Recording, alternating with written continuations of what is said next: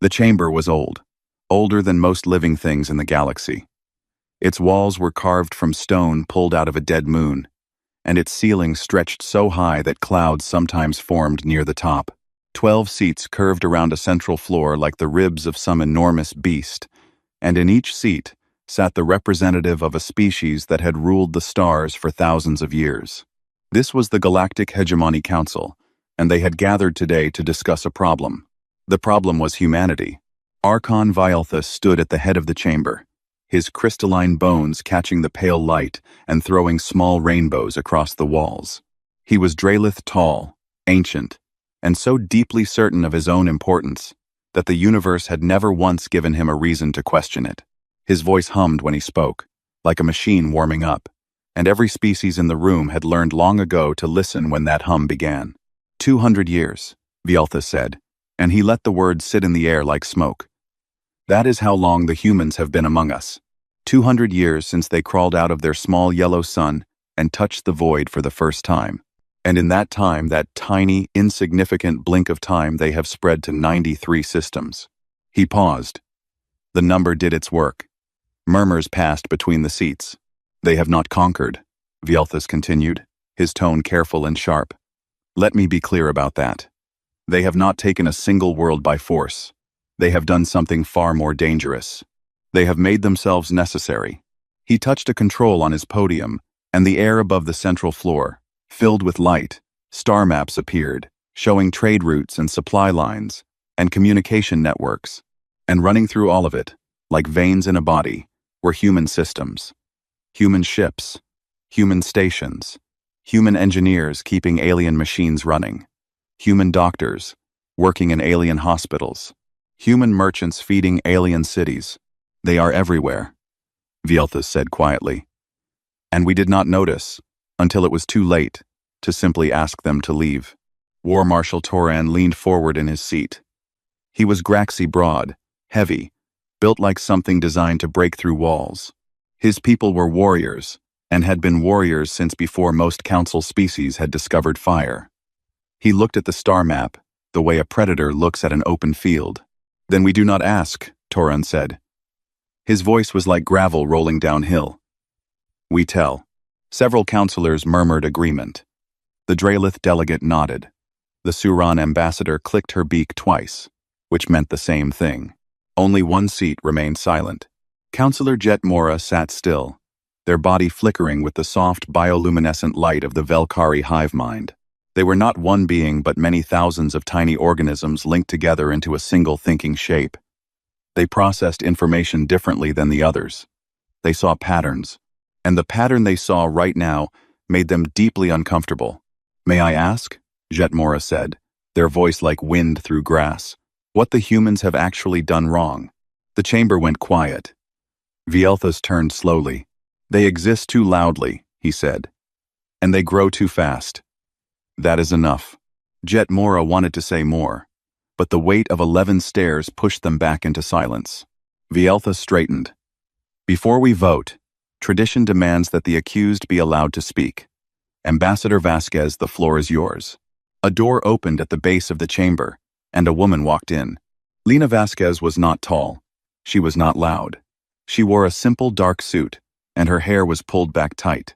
She carried no weapon, no display of technology, no grand symbols of her civilization. She walked to the center of the enormous chamber and stood there, a single human being surrounded by the oldest powers in the galaxy, and she did not look small.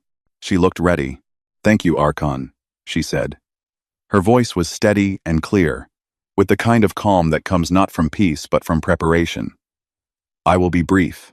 She looked around the room, meeting each set of alien eyes, or what passed for eyes one by one. Humanity has been part of this galactic community for 200 years. In that time, we have started 0 wars. We have violated 0 treaties. We have occupied 0 worlds that were not empty when we arrived. We have fed your hungry, healed your sick, and kept your stations running when your own engineers could not. We have asked for nothing in return except the right to exist and to grow. She paused. You are about to vote to take that right away. I cannot stop you. I will not beg you. But I will tell you something, and I want every being in this chamber to hear it clearly. She took a breath. We have never started a war. I would encourage this council to maintain that record. Silence. Then Terran laughed. It was a deep, rumbling sound, and it broke the tension like a rock thrown through glass. Others joined in. The Suran clicked rapidly. Even Vielthus allowed himself a thin, cold smile. A human, threatening times them. A species younger than most buildings in this chamber, warning civilizations that had mapped the galaxy before Earth's first creature crawled out of the ocean. It was, they all agreed, very funny. Vasquez did not react to the laughter. She waited until it faded, and then she said, "One more thing. Then you should know the contingency is already active." No one understood what that meant. A few counselors exchanged glances. Terran waved a massive hand dismissively. Vielthus called the vote. 11 voices said yes. 1 Jet Mora said no. The declaration of conflict was issued against the United Terran systems. It was official. The greatest powers in the galaxy had declared war on humanity. Vasquez nodded once, as if confirming something she had already known. She turned and walked toward the door. Her footsteps echoed in the enormous chamber, steady and unhurried. She did not look back. When the door closed behind her, a young Draelith aide approached Vielthus. The aide's crystalline bones were still clear, not yet clouded with age, and there was something in his expression that might have been worry. "Archon," the aide said quietly. "Should we be concerned about what she said? The contingency?" Vielthus looked down at him the way a mountain looks down at rain. "They are children," he said, "playing among gods. Their contingency is probably a sternly worded letter." The aide nodded and said nothing more. Far below, in the docking bay of the station, Lena Vasquez stepped onto her shuttle. She sat down, buckled her harness, and opened a secure channel to a location that did not officially exist. "This is Vasquez," she said. "The vote is done, 11-1. There was a pause. Then a voice replied calm, unsurprised, and absolutely certain. "Understood. Prometheus is live." Vasquez closed the channel and leaned back in her seat. She looked out the viewport at the massive station, the throne of ages, seat of galactic power for 4,000 years. She almost felt sorry for them. Almost. 72 hours passed after the vote, and the galaxy held its breath. War Marshal Terran stood on the command bridge of his flagship, the Time's Unbroken Claw, and watched the largest fleet assembled in 600 years take shape around him. 4,000 warships from 9 species filled the space ahead, their hulls gleaming under distant starlight like a river of iron and fire. Graxi dreadnoughts, Draelith cruisers with their crystal-laced armor, Suran interceptors that moved like flocks of angry birds. It was the kind of force that made planets surrender before a single shot was fired. Terran had spent his entire life training for a moment like this. He had fought border skirmishes, crushed pirate fleets, and led the pacification of 2 rebellious colony worlds. He was not afraid of war. He loved it the way some beings loved music. It was the thing that made him feel most alive. His plan was simple and overwhelming. A rapid strike through human border space, a direct push to their home system, and the capture of Earth within 3 weeks. The humans had a small defense fleet. Everyone knew this. Their military spending was a joke compared to the Council species. They spent their money on hospitals and trade ships and communication networks. Fools, Terran thought. Generous, soft, sentimental fools. "Status report," he said. His second officer, a younger Graxi with fresh scars on her face, looked up from her console. "All battle groups are in position, War Marshal. We are ready to enter human space on your command." Terran nodded and gave the order. The armada moved, and nothing happened. Not from the human side, anyway. No fleet rose to meet them. No emergency transmissions flooded the channels. No diplomats called begging for peace. No civilians screamed for help. The border systems that humanity had settled, systems that should have been full of activity, full of life, full of panic, were quiet. Not just quiet, empty. Terran's fleet entered the first system, a modest colony called Brightwater, and found it completely abandoned. The orbital station was dark. The surface settlements were powered down. The ships were gone. Even the satellites had been moved. It was as if someone had picked up an entire civilization and carried it away in the night. The only thing left was a signal. It played on every frequency, in every language the Council used, on a repeating loop. You were warned. Terran stared at the message on his screen for a long time. Then he ordered his fleet to push forward. The second system was the same. Empty, dark, silent. The third system too. By the fourth, his officers had stopped making jokes about human cowardice and started checking their sensors with nervous hands. They are running, Terran said aloud, as much to convince himself as anyone else. This is what retreat looks like. His second officer said nothing. She had studied humans at the military academy. She knew that humans did not run from fights. They ran times toward times them, but only after choosing the ground where the fight would happen. She kept that thought to herself. Far away, on the dark side of Earth's moon, a man sat in a room that existed on no official map. Admiral Ron Achebe was 63 years old, and he had spent 40 of those years preparing for the day that had just arrived. He had gray hair, steady hands, and the kind of patience that could outlast stone. The room around him was alive with light. Screens covered every wall, showing fleet positions, supply lines, communication networks, and 1,000 other pieces of data that painted a picture of the entire galaxy in real time. Achebe could see Terran's fleet moving through the empty border systems. He could see the Council's reserve forces gathering near their homeworlds. He could see the supply convoys, the troop transports, the communication relays. He could see everything, because humanity had made sure of it. "Lighthouse is fully operational," said a voice behind him. Dr. Ines Kowalski stepped forward, a tablet in her hand and dark circles under her eyes. She was the architect of Project Lighthouse, a network of communication relays hidden inside the commercial satellites that humanity had sold to alien worlds over the past century. Every species in the galaxy used human-built satellites because they were cheap, reliable, and well-designed. What no one knew was that each satellite contained a secondary system, dormant until activated, that could intercept and decode every transmission within range. Humanity had sold the galaxy its own surveillance network, and the galaxy had thanked them for the reasonable prices.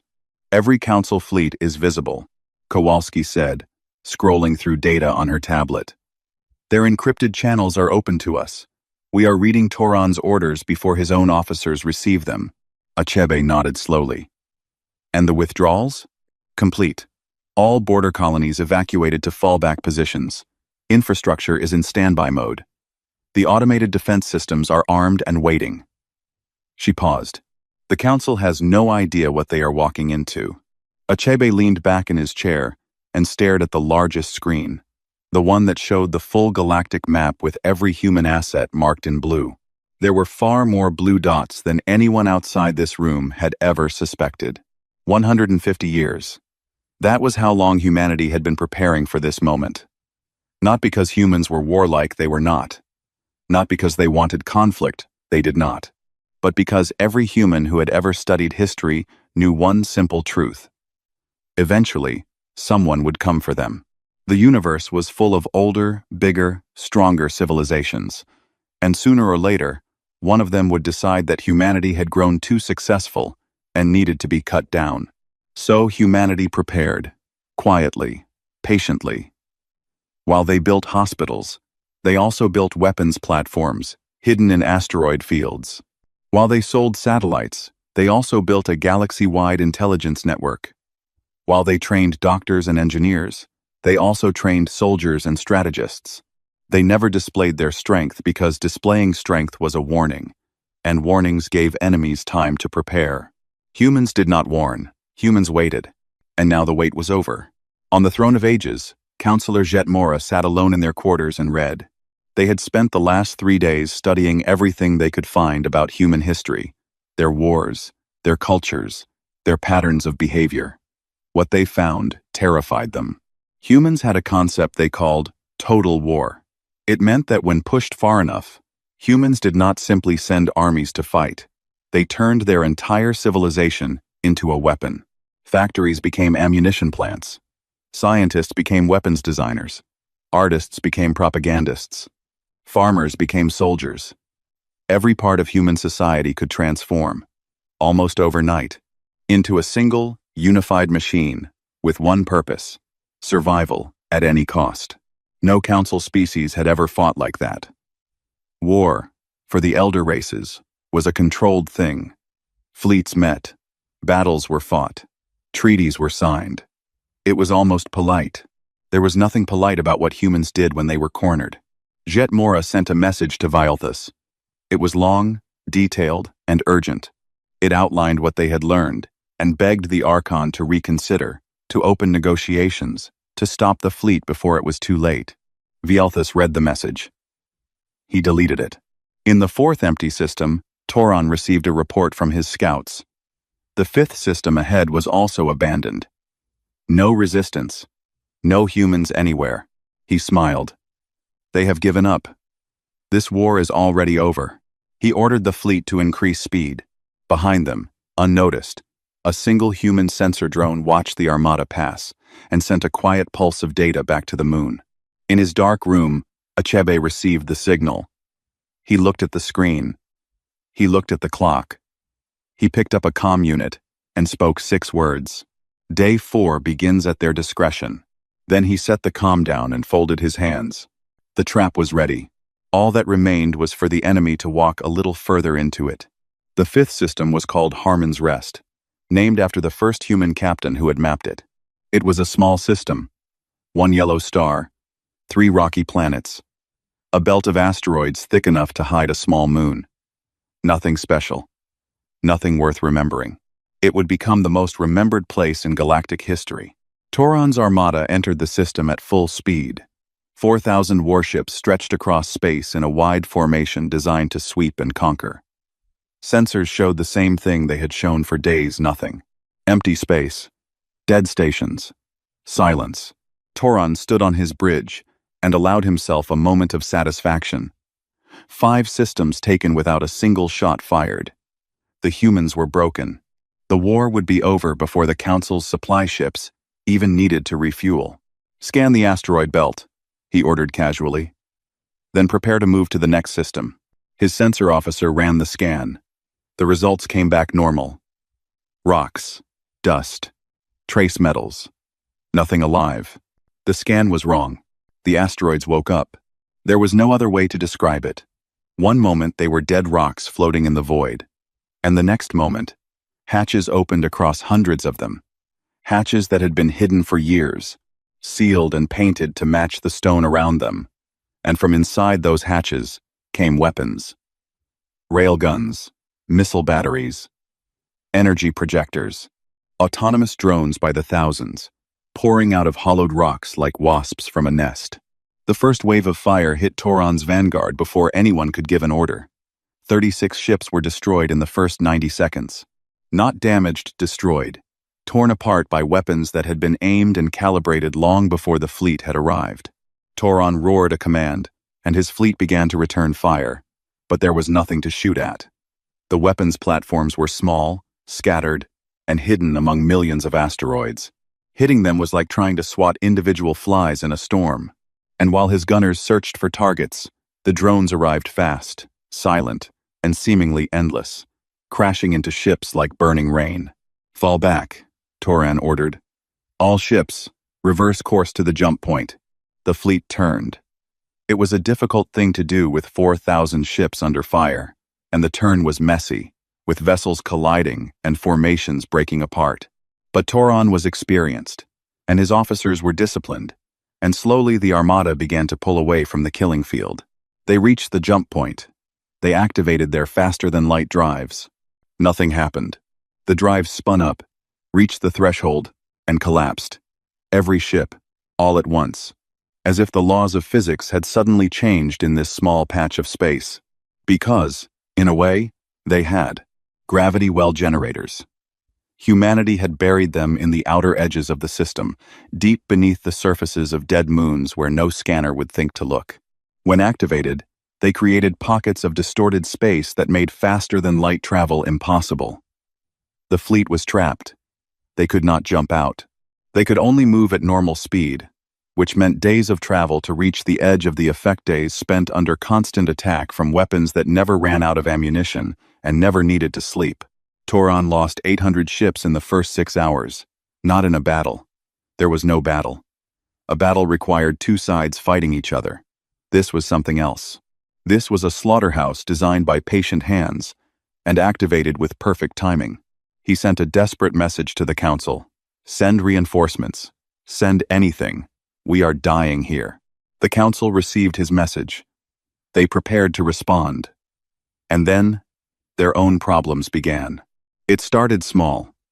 On the Dralith homeworld, the planetary communication network experienced a minor technical failure. The network was human-designed, purchased 30 years ago, because human systems were the best and cheapest in the galaxy. The failure cascaded within hours, knocking out emergency services, transportation grids, and financial systems. On the Suron trade hub of Kethval, the atmospheric processors in 3 major cities stopped working. They were human-built. A maintenance request was sent to the human engineering firm that serviced them. The firm responded politely that, due to the current state of conflict, all service contracts with Council species were suspended. On 17 worlds across Council space, the same thing happened in different ways. Human logistics companies stopped delivering supplies. Human software entered maintenance mode and locked out alien operators. Human-run hospitals transferred their patients to local facilities and closed their doors. Human engineers packed their tools and left. None of it was sabotage. No systems were damaged or destroyed. Nothing was broken. The humans simply stopped working. They stopped helping. They picked up their things and went home. And the galaxy began to fall apart. It turned out that 2 centuries of quiet, generous, tireless work had made humanity the invisible foundation of galactic civilization. They were the engineers who kept the stations running, the programmers who maintained the networks, the doctors who treated the sick, the merchants who moved the food. Remove them, and the whole structure wobbled. Remove them all at once, and it began to collapse. Councillor Jet Mora stood before the emergency session of the council and tried to explain what was happening. Their bioluminescent body pulsed with agitation as they spoke. "We are not losing a war," Jet Mora said. "We are experiencing a withdrawal. The humans did not build weapons into our worlds. They built times themselves, times into our worlds. They made themselves the foundations of our systems, our economies, our daily lives. And now they have simply stepped away, and we are discovering that we cannot stand without them." Vielthus slammed his fist on his podium. "Then we force them back. We capture their people. We compel them to work." "They are already gone," Jet Mora interrupted, and the chamber fell silent because Jet Mora had never interrupted the Archon before. Every human in Council space left within the first 48 hours. They had evacuation plans ready, ships waiting, routes prepared. They knew this would happen. They have known for longer than most of us have been alive. The silence that followed was not the comfortable silence of power. It was the terrible silence of understanding. The emergency session dissolved into argument. 3 species began sending private messages to the human government, asking for separate peace. 2 others demanded that the full military reserves be sent to rescue Toron. The Graxi representative shouted that honor demanded they fight to the last ship. The Suron ambassador quietly calculated the cost of the supply chain collapse and realized her species was 14 days away from food shortages on 6 major worlds. In the middle of the chaos, a communication request arrived. It was from Admiral Achabi. It was addressed to the full council. Vielthus almost refused it. But curiosity, or perhaps the first small seed of fear, made him accept. Achabi's face appeared on the chamber's central display. He was calm. His uniform was neat. His hands were folded on a simple desk. Behind him, there was only a plain gray wall. He looked like a man delivering a routine report. "Members of the council," he said. "I am Admiral Roan Achabi of the Terran Defense Collective. I am contacting you to provide a status update." He glanced down at a tablet and began reading. His voice was flat and even, like a man reading a weather report. "Your combined fleet has lost approximately 1,200 vessels. Your economic losses across Council space are currently estimated at 6 trillion galactic standard credits and rising. 17 of your worlds are experiencing critical infrastructure failures. 3 of your member species have already contacted us, requesting separate negotiations. He looked up from the tablet and directly into the camera. This is day 4 of your war against humanity. Everything I have just described was planned. Everything that comes next has also been planned. He paused for exactly 2 seconds. Would you like to discuss day 5? Or would you prefer to discuss peace? The transmission ended. In the council chamber, no one spoke for a very long time. Toran's desperate voice crackled over the military channel, begging for help from the killing field he could not escape. Vieltha stared at the blank screen where Achebe's face had been.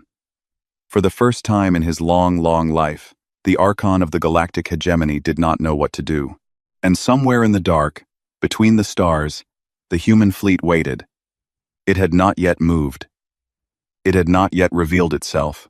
Day 4 was not even over. The second week of the war was when the Council learned what fear tasted like. 3 species, the Velkari, the Ulthanari, and the Menish, broke from the hegemony and contacted the Terran government directly. They asked for peace. They asked for their human engineers and doctors to come back. They offered trade agreements, formal apologies, and public statements condemning the war. Humanity accepted their requests with a politeness that somehow made it worse, because politeness from a position of total power is a very specific kind of terrifying. The hegemony, which had held together for 4,000 years through tradition, threat, and the simple fact that no one had ever been strong enough to challenge it, began to crack. Arguments erupted in the council chamber daily. The Suran ambassador accused the Dralith of starting a war they could not finish. The Graxi representative called the defecting species cowards and traitors. Vieltha sat at the head of it all, his crystalline bones dark with stress, and said less and less each day. And then Toran made his mistake. The war marshal had managed, through sheer determination and brutal sacrifice, to fight his way out of the trap at Harmon's Rest. He lost nearly half his fleet, doing it 2,000 ships, reduced to smoke and metal, but the survivors broke free and limped into open space. Toran was wounded, exhausted, and humiliated. He had never lost a battle before. He had never even imagined it was possible. Humiliation does strange things to proud creatures. It makes them desperate. It makes them cruel. Toran's surviving fleet passed near a small human colony world called New Kisumu. It was an agricultural planet. Farms, greenhouses, families. It had no military value. Its defense consisted of a single orbital station with enough weapons to discourage pirates and nothing more. Toran ordered the bombardment. His officers hesitated. Some protested. The colony was civilian. It was not a military target. Attacking it violated every rule of warfare that the Council itself had written. Toran did not care. He needed a victory. He needed to hurt the humans the way they had hurt him. He needed them to feel pain so they would understand that the Graxi were not to be laughed at, were not to be trapped and toyed with like animals. The bombardment lasted 11 minutes. When it was over, the colony's main settlement was a crater. 8,000 people were dead. Farmers, teachers, children, an entire community erased, because one general could not accept that he had been beaten by a species he considered inferior. The news reached Earth within the hour. It reached Admiral Achebe 3 minutes after that. Achebe sat alone in his command room and read the casualty report. He read every name. It took him a long time. When he was finished, he closed the file and sat in silence for several minutes. Then he opened a channel to the Terran Defense Collective and spoke 2 words that changed everything. Phase 2. Until that moment, humanity had fought a defensive war, strategic, controlled, almost gentle, in a terrible way. They had used traps and withdrawal and economic pressure. They had avoided killing when possible. They had given the Council every chance to stop, to reconsider, to choose peace. That restraint was over. The Terran fleet revealed itself. It came from everywhere. From inside hollowed-out asteroids in deep space. From hidden docks beneath the cloud layers of gas giants. From pockets of compressed space that the Council's scientists did not even know were usable. Ships by the thousands, warships, carriers, fast attack frigates, electronic warfare platforms, all of them built in secret over decades. all of them crewed by men and women who had trained for years for this exact moment. The Council had estimated that humanity possessed perhaps 300 combat-capable vessels. The true number was closer to 6,000. And unlike the Council's fleet, which was a collection of ships from different species with different systems and different languages, the Terran fleet was one thing. One mind. One purpose.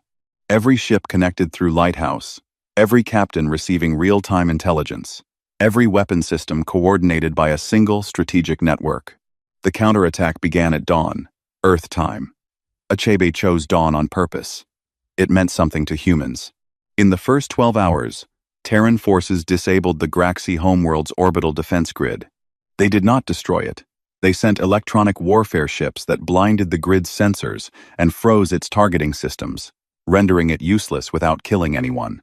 Simultaneously, fast attack groups captured 2 major Council shipyards in strikes so precise that the defending forces surrendered before they fully understood what was happening. By hour 24, a Terran battle group had arrived at the Throne of Ages itself and established a blockade. The Council's seat of power, the ancient, untouchable center of galactic authority, was surrounded by human warships. And then the fleet stopped. It did not fire. It did not threaten. It simply sat there, silent and patient, like a wall. Toran's surviving fleet, retreating from New Kisumu, found itself cut off. Terran ships appeared on every escape route, closing around the Graxi Armada like fingers forming a fist. The encirclement was complete within hours. Toran's ships were outnumbered, outgunned, and out of options. Achebe sent a message directly to Toran. It was not an ultimatum. It was not a demand. It was an offer. War Marshal Toran, you and your crews have fought with courage. You are now surrounded, and further resistance will result in the unnecessary loss of life, yours and ours. We are offering full and unconditional surrender terms. Your wounded will receive medical care. Your crews will be treated with dignity. You have my word as an officer.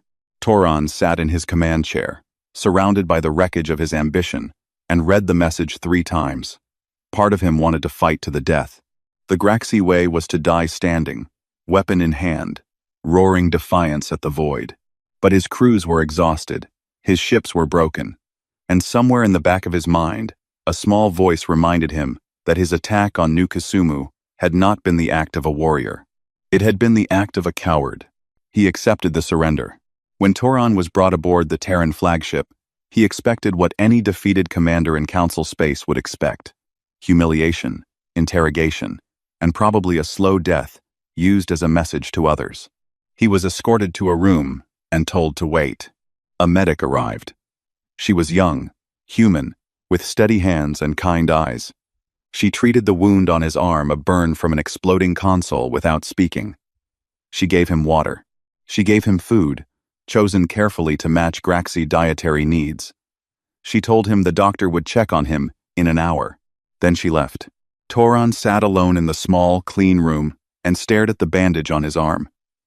He had killed 8,000 of her people. Civilians. Children. And this woman had treated his wound and brought him food, and spoken to him as if he were a guest, not a monster. He did not understand. In his entire life, in every war he had fought, mercy had never been part of the equation. You won or you lost. You killed or you died. The idea that someone could defeat you completely and then choose to be kind was so foreign to him that it broke something in his chest. The great war marshal of the Graxi Dominion put his face in his hands and wept. On a secure channel, Councillor Jet Mora contacted Ambassador Vasquez. The transmission was private, encrypted, and desperate. You planned all of this, Jet Mora said. The traps, the withdrawal, the hidden fleet, even this the way you treat your prisoners. You planned the mercy. Vasquez was quiet for a moment. When she spoke, her voice was softer than Jet Mora had ever heard it. The traps were planned. The fleet was planned. The strategy was planned. She paused. The mercy was never part of the plan. That is just who we are. It is who we have always been, even when we forget it. We fight when we must. We win when we can. But we do not become the thing we are fighting against. That is the one line we will not cross. Jetmora's bioluminescent body flickered in patterns that meant something like wonder, or perhaps grief, or perhaps the slow and painful realization that everything they had believed about the universe was wrong. Far away, on the throne of ages, Archon Vielthus sat in the dark council chamber. The lights had been dimmed to save power. The human-built energy systems were in maintenance mode, of course. Through the viewport, he could see the shapes of Terran warships hanging in the void like silent judges. An aide approached nervously. Archon, the humans have requested a meeting. Ambassador Vasquez wishes to address the council. Vielthus said nothing for a long time. Then, very quietly, in a voice that no longer hummed with power, "What are they?" The aide did not have an answer. No one did. 1 month after the vote that started the war, Lena Vasquez walked back into the council chamber. The room was different now. The lights were low. Several seats were empty. The 3 species that had already made peace with humanity had withdrawn their representatives. The stone walls, once lit to show off their ancient carvings, were dim and gray. The clouds that used to form near the high ceiling were gone because the climate systems were running on backup power. It looked like a tomb. And in many ways, it was. Vasquez walked to the center of the floor, the same spot where she had stood a month ago, when 11 voices had laughed at her warning. She was wearing the same dark suit. Her hair was pulled back the same way. She looked exactly as she had before, calm and steady, as if the month between then and now had been a minor inconvenience, rather than the most devastating conflict in galactic history. She carried a single tablet. The remaining counselors watched her approach with expressions that ranged from fear to exhaustion to barely hidden rage. Vielthus sat at the head of the chamber, his crystalline bones dark and clouded. He had aged visibly in 30 days. The hum in his voice was gone. He looked like what he was, an old man, watching everything he had built come undone. Toran's seat was empty. The war marshal was still aboard a human ship, receiving medical care that was better than anything available on his own homeworld. He had not spoken publicly since his surrender. Those who had seen him said he was quiet and thoughtful in a way that the old Terran had never been. Vasquez reached the center and stopped. She looked around the room, meeting the eyes of every counselor present, and then she spoke. 1 month ago, this council voted to go to war with humanity. You believed we were weak. You believed we were young and soft and unprepared. You believed that our kindness was a flaw, our generosity was foolishness, and our patience was fear. She paused. You were wrong about all of it. No one interrupted her this time. No one laughed. I am not here to punish you, she continued. I am not here to demand surrender, because most of you have already surrendered. I am not here to humiliate you, because the last month has done that without my help. I am here to offer you something that I suspect none of you expected. She held up the tablet. A future. She tapped the screen, and the air above the central floor filled with light, not the star maps and fleet positions of a month ago, but something else entirely. Documents, agreements, plans, a framework for something new. These are the terms of the Terran proposal, Vasquez said. I will summarize them. She spoke clearly and slowly, making sure every word was understood. First, the Galactic Hegemony Council is dissolved, permanently. It will not be reformed, restructured, or renamed. It is over. Vielthus flinched, but said nothing. Second, in its place, a new body will be created, the General Assembly of Spacefaring Species. Every species with faster-than-light capability will have one equal vote, not weighted by age, territory, military strength, or economic power. One species, one vote. This includes the 312 minor species that the hegemony has governed without representation for centuries. Murmurs passed through the chamber. 312 species that had been voiceless for thousands of years, suddenly given the same standing as the elder races. It was a revolution, disguised as a policy document. Third, a tribunal will be convened to address the bombardment of New Kisumu. Those responsible for ordering the attack on a civilian population will face justice. This is not negotiable. She let that point settle before continuing. Fourth, Humanity will provide full economic reconstruction assistance to every species affected by this conflict. Every species, including those that attacked us.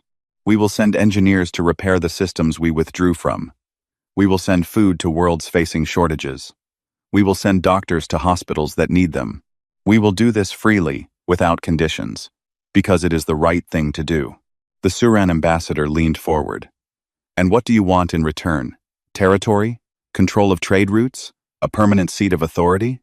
Vasquez looked at her. Nothing. The word hung in the air. Nothing? The ambassador repeated. We do not want your territory. We have enough worlds. We do not want control of your trade. We want to trade fairly with everyone. We do not want special authority in the new assembly. We will have one vote, the same as every other species. We want nothing except what we have always wanted, the right to exist, to grow, and to build. She lowered the tablet. You declared war on us because we made ourselves essential. Archon Vialthus said that was dangerous, and he was right. Any species that makes itself the foundation of galactic civilization holds a kind of power that is hard to check. We understand that fear. She looked directly at Vialthus. But you were afraid for the wrong reason. You thought we wanted to rule. You thought our goal was to make you dependent so we could control you. That was never the plan. The plan, if you can call it that, was simply to be useful. To build things that worked. To help where help was needed. That is not a strategy for domination. It is just how humans are. She paused, and when she spoke again, her voice was quieter. We do not want to rule you. We want to outgrow the idea that anyone should rule anyone. That is what the assembly represents. Not human power, shared power. Not our vision of the future, everyone's vision, built together. For a long time, no one spoke. The chamber was silent, except for the low hum of backup generators and the distant, almost imaginary sound of human warships holding position outside. Then, one by one, the counselors began to respond. The Terran ambassador was first. She stood, clicked her beak twice the sound that meant agreement, and pressed her mark on the tablet when it was passed to her. The Ulthanari delegate followed. Then the Menish. Then species after species, some reluctantly, some with visible relief, as if a weight they had carried for centuries was finally being set down. Vialthus was last. He sat in his great chair and stared at the tablet that had been placed before him. His hands rested on the arms of the seat, the same seat that Draelith archons had occupied for 4,000 years. The carvings on the stone told the history of his people, stretching back to an age when humans were still living in caves and painting on walls. If I refuse? He asked. His voice was thin. Vasquez answered gently. Then the assembly forms without you, and the Draelith remain welcome to join whenever they are ready. We will not force you. We will not punish you. But the galaxy is moving forward, Archon. You can move with it, or watch it go. Vialthus looked at the tablet for a very long time. Then he looked at the empty seats around him, the allies who had already left, the coalition that had already crumbled, the empire of tradition and fear that had held together only because no one had ever offered a better option. He did not sign. He stood up, slowly and painfully, and walked out of the chamber without a word. The great doors closed behind him, and the sound echoed through the room like the last beat of an ancient heart. Vasquez watched him go. She did not call after him. She did not send anyone to follow. She simply nodded, picked up the tablet, and turned to the remaining counselors. The assembly will convene in 30 days, she said. There is much work to do. In the weeks that followed, the galaxy began to change. Human engineers returned to the worlds that needed them. Supply lines reopened. Hospitals restaffed. Communication networks came back online. The damage was real, and recovery would take years, but it began almost immediately because humans did not wait to be asked to help. They simply showed up and started working. The General Assembly held its first session on a new station built in neutral space. 341 species sent delegates. Many of them had never had a voice in galactic affairs before. Some had never even been acknowledged by the hegemony. They sat in a circular chamber with no elevated seats, no thrones, No ancient carvings declaring the superiority of one species over another. Every chair was the same height. Councillor Jetmora, now Delegate Jetmora, attended as the Velkari representative. After the session, they recorded a message for the Hive Mind network back home. It was a long message, full of data and analysis, but it ended with something personal. "We called them children," Jetmora said. "We looked at their short history, and their small bodies, and their brief lives, and we decided they were young and foolish, and beneath our concern. We were wrong. They were not young, they were new. And the new do not owe reverence to the old. They do not owe obedience to tradition. They owe only the future, and they pay that debt every day, simply by building it." Jetmora paused, their body glowing softly. "I have lived among ancient species my entire life.